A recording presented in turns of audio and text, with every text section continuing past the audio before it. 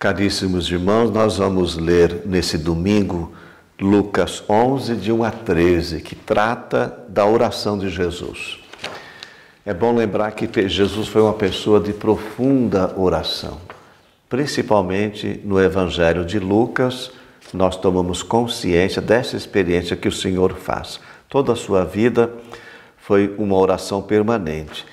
E Jesus, ele rezava principalmente quando tinha que tomar algumas decisões. E às vezes passava até a noite em oração. Por isso que no Evangelho de Lucas, os discípulos se aproximam dele e fazem esse pedido: Senhor, ensina-nos a orar. A oração de Jesus é uma oração simples, sem muitos falatórios, né?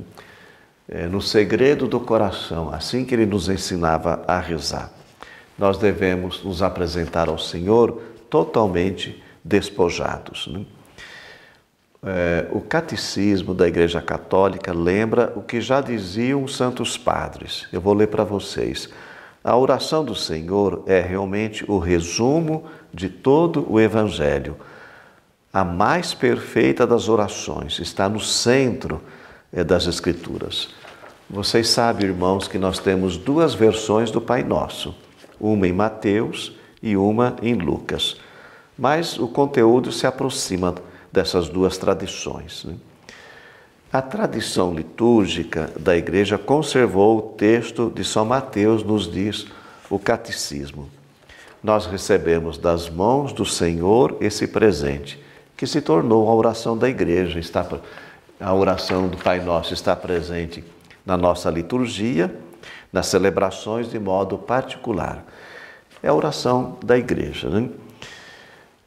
O Pai Nosso tem um corpo. Primeiro, a oração nos coloca na presença de Deus para adorá-lo e bendizê-lo. E após essa experiência, então, vêm os pedidos.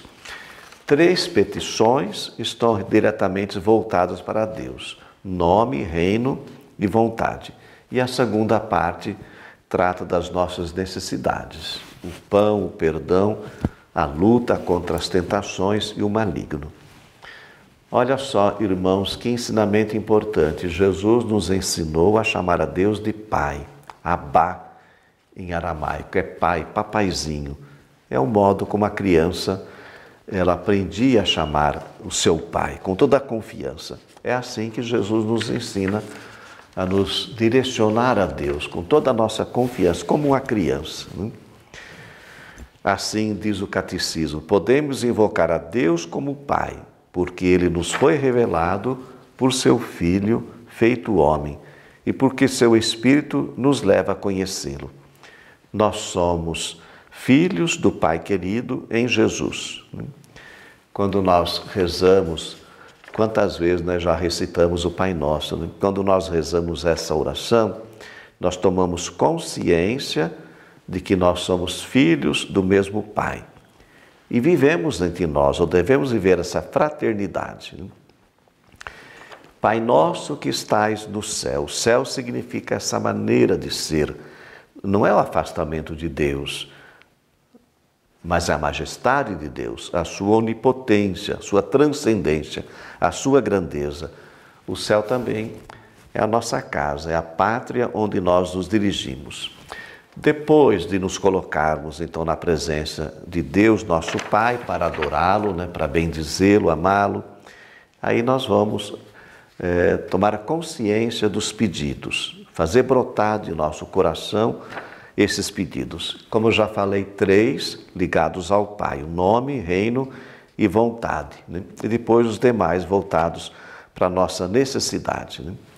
Quando nós falamos: Pai nosso que estais no céu, seja feita a vossa vontade, né? Nós estamos nos colocando nessa atitude de filhos, de confiança de que a vontade dele é o melhor que pode acontecer em nossa vida, né? Que todos sejam salvos e cheguem ao conhecimento da verdade, nos diz Paulo. Deus quer essa prática do amor e da justiça, a nossa reconciliação, né? Meus irmãos, depois de falarmos desse reino de Deus, da sua vontade, né, dessa presença da sua vida e do seu nome, A segunda parte do Pai Nosso, então, trata das nossas necessidades. Pedimos o pão, que é o alimento básico, mas pedimos também o pão da palavra, o pão da Eucaristia. Pedimos o perdão. Olha que realidade importante em nossa vida. E depois nós, após percorrermos essa caminhada das 5 petições, aí sim, irmãos, nós estamos preparados, né, para vencer o mal. Né?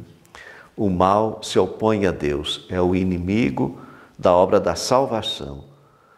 O mal que a última petição do Pai Nosso apresenta como grande pecado é o risco que nós corremos da apostasia. Quanta gente que se afasta de Deus, né? E do seu projeto. Então nós rezamos pedindo essa comunhão profunda com o Senhor. Né? E enfim concluímos depois com um amém.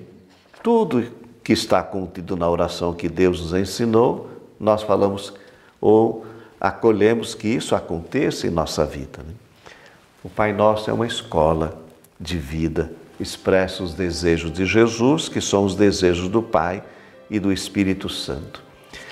No texto que nós lemos na liturgia, depois Jesus fala como que a oração tem que ser também constante, sem constrangimento. O Pai nos ouve com certeza e nós alimentamos essa confiança na sua bondade e no seu amor.